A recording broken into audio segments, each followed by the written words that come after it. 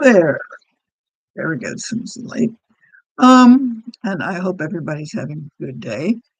As I'm recording this, this is getting to be Halloween week, and so it's just Halloween.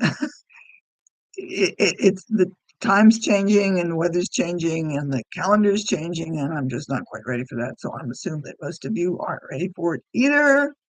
But hopefully you have a good holiday and a good week, and I hope everything's working out for you. So today I want to end, maybe perhaps unless somebody's got some questions, but basically my plan is to end talking about a little book I've been talking about, Changing Habits. Uh, let's see, Mark Anderson and John Murphy, which you may or not be able to see there, but anyway, just to mention it. But the last chapter is essentially maintaining. And these are ideas that are fairly common for things such as this, but I just want to mention that. So it's, I mean, even though they're mentioned in the book and I mention them because they're finishing with the book, but they're common and they are, you can find them elsewhere, but I just wanted to bring them together for you because they're not original to me, in other words. Okay. Now, there's basically three things that they mention, and it's easy to do just three things. One's called visual management. The other is mistake proofing, and the other is statistical process control, which isn't as complicated as it sounds like it is. Let's talk about the mistake proofing first. This may be the easiest, but yet the hardest in a sense, depending on how you want to look at it. It's simply don't put things in your way that you might be tempted to do. So again, to use the Doritos, and one of these days I'll have to apologize to Doritos for this, but anyway, if you have a tendency to eat a bunch of Doritos when you're watching Netflix, just don't buy Doritos. If it's something that you find that you tend to eat or overeat, is there a reason that you actually have to buy it? So if it's a snack food or something like that, don't buy it. If you tend to say, going into work, you walk by a bakery and you tend to want to go in and buy some fancy cupcake or big fat muffin that's going to be way bigger than what you need. Can you walk around and not go by the bakery? Or maybe go with somebody else and they walk with you and you don't go into the bakery. So, in other words, essentially don't put yourself in a position in which you're going to be tempted. So, if you're not in the bakery, if you don't buy the Doritos, if you don't go by that particular place, it becomes easier for you not to do whatever it is that you're trying not to do. Okay? Again, it's an easy idea. It's not always simple to do because in some cases, if say like you're going to work, you only have one route and you can't do it, so you have to go by there. So is there something you can do to not go through or not go into the bakery so you don't go by that big fat, caloric muffin? Which leads into the idea of visual management. Now, this basically requires a calendar. Big calendar, at least the idea, at least in theory, would, but you can do it with a small one. It's something that you can actually see. In other words, mark the day down as you do it, or mark or cross off the day that you do something.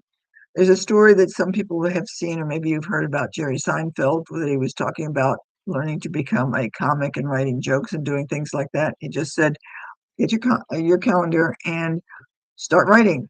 Now, you may not like what you're doing on any particular day. You may not feel it, whatever.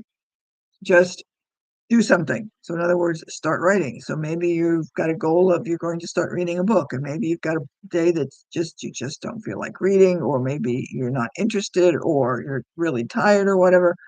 Read a paragraph, read a page, do something, and then mark it off on the calendar. And the next day, you may feel like reading more, maybe not, or whatever. Just when you do that, mark it off on the calendar. If you make a habit of not eating Doritos when you're watching Netflix and you manage to get through the whole thing and you don't do it, do that. Mark it off on the calendar. If you make a habit of not eating Doritos when you're watching Netflix and you manage to get through the whole thing and you don't do it, mark it off on the calendar. So, in other words, when you've been successful for that particular day, mark it off on the calendar, something that's visual that you can see. The thing about this is technique is that after a while, especially when you start counting up or seeing the visual context, the fact that you've done it for several days in a row, there's something in humans that we don't want to break the chain. So in the story about Seinfeld, when he was telling people about, that writing jokes, just mark it off on the calendar each day you've written something. After a while, just tell yourself, don't break the chain. Don't break the chain. So keep doing something. So don't, eat something that you don't want to, or eat something that you shouldn't, or if you want to stop smoking, that was the day you didn't smoke, or that was the day you didn't smoke after dinner, or whatever it was that you set up as being the reason that you're going to mark off on the calendar. So the idea is that you've got this visual image of the fact that you managed to make through another day and you succeeded in keeping that particular habit. Okay.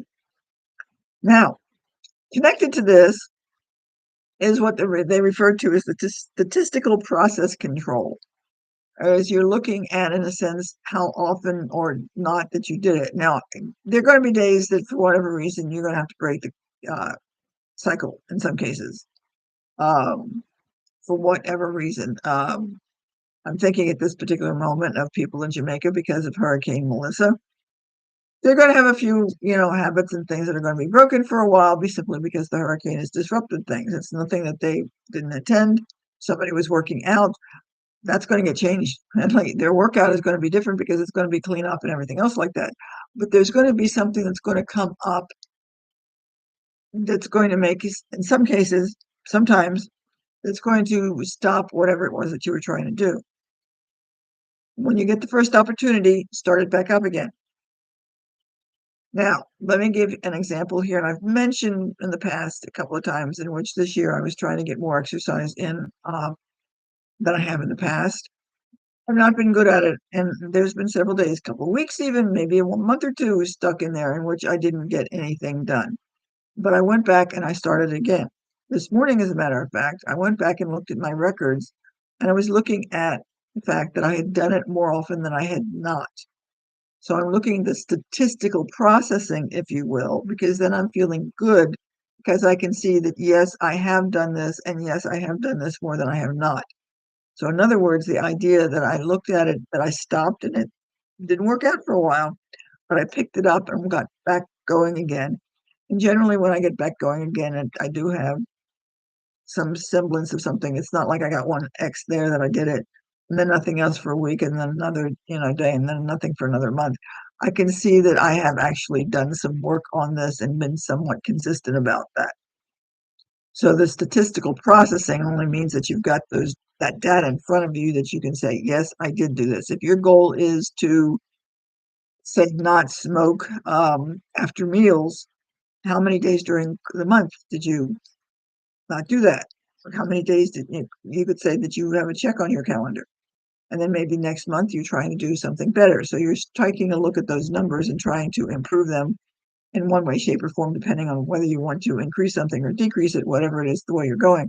So you're starting to take a look at the numbers of how you can improve your statistics, if you will, your data. Does this make sense? So you're having something that you can take a look at. In other words, the X on the calendar. Now, I would say that make sure you have some kind of calendar that you see someplace and it's on a regular basis, basically, that's you've set up so that it kind of sort of like stares you in the face. If you put it in a drawer and you don't see it, it's not going to do you any good.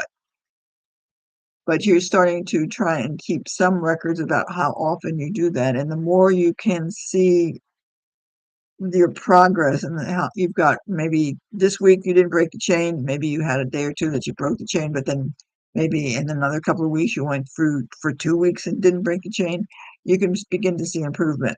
And it makes it easier for you to get back on track with your habit and continue doing it, because that's going to be something you're going to have to work at, for generally speaking, for a while. And then one day you'll take a look at it and realize you've been doing it. And then you can be grateful for the fact that you've managed to succeed.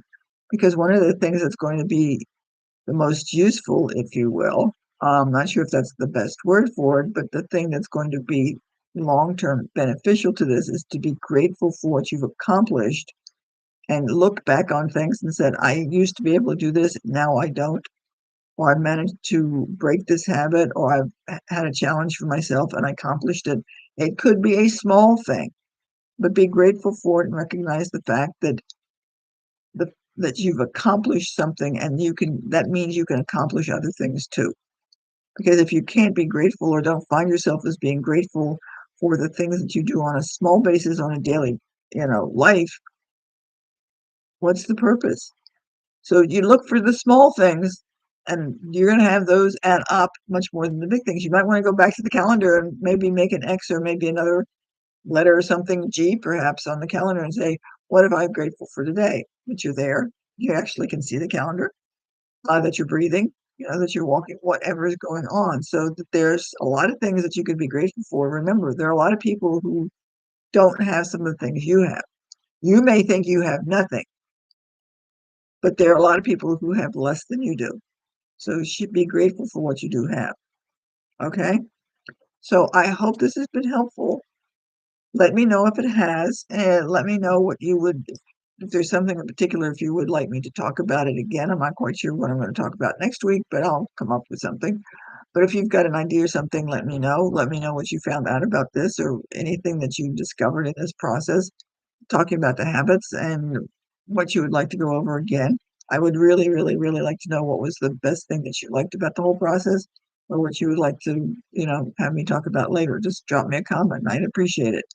So I hope you have a good week. If it's before Halloween when you see this, I hope you have a good holiday. If you observe, and if you don't, I hope everything works out for you for this coming weekend and the weather's nice. And anybody knows anybody in Jamaica, we'll get through this. Just be thankful for them that you're here and work on the fact that they're alive and you can talk to them. Okay? So we'll chat with you later and hopefully you have a good day and we'll see you when I see you. Bye.